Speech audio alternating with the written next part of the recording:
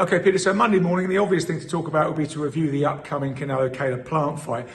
But everybody kind of thinks that's a nailed-on fight. It's a done deal. And to be honest, I think everybody pretty much does think that, apart from Caleb Plant, which is probably what gives him his only chance.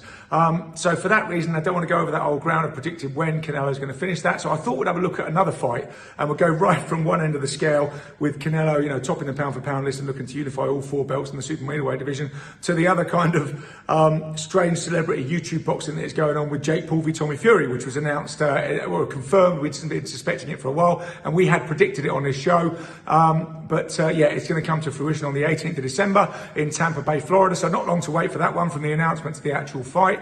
And I thought we'd just delve into it a little bit and pull it apart as we normally would any fight and see what are the sort of conundrums in here. It is quite interesting when you actually delve underneath it, because as I say, looking for the preconceived notions, the idea is that the YouTuber Jake Paul is now fighting a proper boxer. A proper boxer with a proper boxing pedigree, has grown up doing it all his life. Obviously brother to the outstanding world heavyweight champion Tyson Fury. So this is a no-brainer that the YouTuber is going to come unstuck and find that he can't dabble in a sport where people have been in it all their lives. So let's go from there and unpack it a little bit. I mean, first of all, looking back at that show, if anybody wants to watch this, it's going to be staged by Jake Paul Promotions in association with Showtime, and I do think that's going to be a factor in the fight that I'll come to later. But it's going to be televised pay-per-view in the UK on BT Sport. They'll come in Tampa Bay, Florida, about 8 p.m. their time, so about 1 a.m. UK time. If anybody's going to stay up to watch it. And looking at the odds, Jake Paul is 11-8, Tommy Fury is 8-15, and a draw is 9-1. I probably think the draw's a decent price there at 9-1, but obviously that puts Tommy Fury as the bookies' favourite quite strongly. So the reason for that being, I suppose, he's a boxer and he's boxing a YouTuber, and that's the sort of the common thread that people are saying about this. But like I say, let's delve into it a little bit deeper. I do think it's an impact, like I say, that it's going to be Jake Paul Promotions. Jake Paul is the one that's way ahead in this on social media, has been taunting Tommy for quite a while, has now had written into the contract that Tommy Fury has to change his name temporarily by default to Tommy Fumbles if he loses this fight. And Fury has accepted that. He's constantly talking to him about his girlfriend. He's constantly talking about this, that, and the other. He's very, very quick on the uptake. I mean, this is his, he's really, what has brought him to fame. And, I think the fact that it's his promotion is going to be a little different, because you've got to remember, it's difficult to box somebody who, when it's their promotion, it's difficult enough to go and box a fighter when it's their promotional company or the promotional company that manages them, and you're the away fighter. This is a kind of extreme example of being the away fighter. It reminds me when the Klitschko's were boxing, and they owned K2 Promotions. So you would go and box on K2 Promotions if you wanted to box one of the Klitschko brothers. And a lot of fighters said the thing you don't realise is you go in, they treat you brilliantly, you get picked up at the airport, you get taken to the press conferences, they talk to you, and they're like, is everything okay for you? Can we look after you any better? Or are your people being taken care of? And you kind of get into this boss-client relationship. And of course, then all of a sudden, they're being super, super nice to you and looking after you, and anything you want is served up by them. And then you're in the opposite corner and you've got to fight them, and you realise, you're still in that sort of boss-client relationship to a certain extent, and it's difficult to psychologically get over that. So obviously, Tommy Fury is going into this. Jake Paul has tempted him into this by saying, quite rightly, that it's by far the biggest purse that he will ever earn. He paid him in Tommy Fury's last outing, which Jake Paul boxed as co-main event with his other fighter that he manages, the outstanding women's world featherweight champion Amanda Serrano. When Jake Paul boxed Tyron Woodley, Tommy Fury boxed on the undercard, a traditional way to sort of work your way up to fight the main event fighter. I think, I've got to stress again, it's Jake Paul's show. He's by far the main attraction. He paid Tommy Fury more than he'd ever been paid for that fight, which Fury won on points over 4 rounds.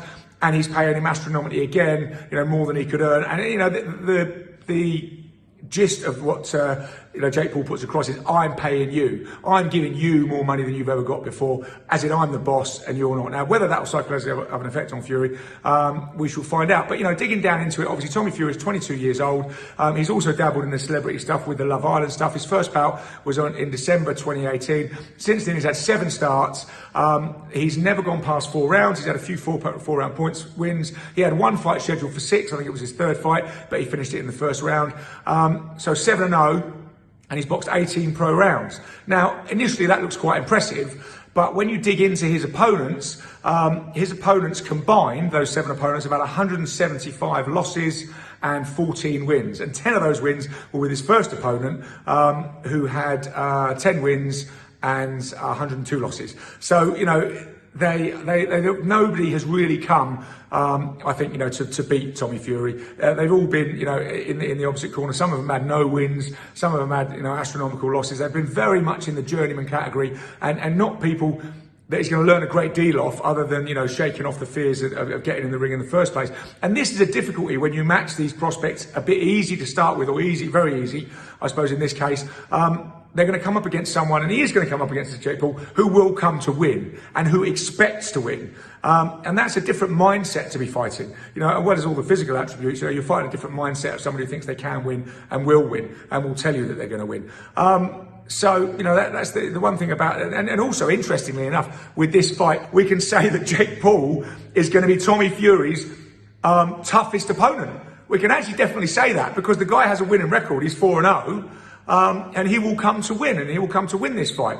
You know, whether he can or not is another matter. But, you know, it's quite something when you say this 7-0 pro boxer, and in a way, impeccable credentials. And this is the thing that people criticise Jake Paul about. He hasn't been fighting boxers. You know, you know, he's obviously comes from an incredible fighting pedigree with the Fury family. His elder brother is the world heavyweight champion. He's had 7 fights and 7 wins.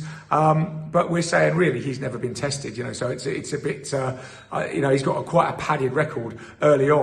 So if we look at Jake Paul is 24 years old, 4-0, and those 4 wins have come against a fellow YouTuber, a basketball player. Then he fought Ben Askren, an ex UFC fighter, and then his last fight he fought Tyrone Woodley, you know, a UFC fighter, a UFC champion. Well, you know, the last 2 were both UFC champions.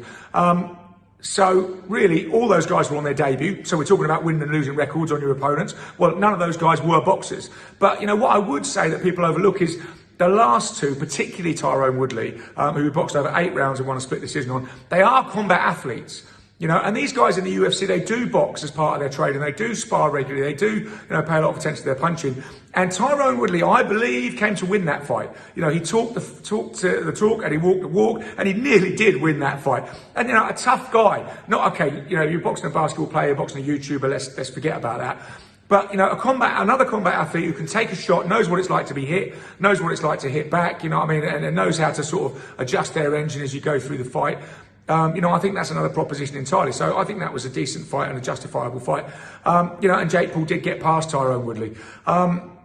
You know, the other thing I think there's going to be a problem for Tommy Fury in this fight is the occasion, because it's going to be massive. It's a massive pay-per-view card. He's the co-main event. There's going to be so much going on. Like I say, it's kind of Jake Paul's show. It's the Jake Paul experience, all that sort of stuff. So he's got to stay composed. You know, and don't forget, he's only 22.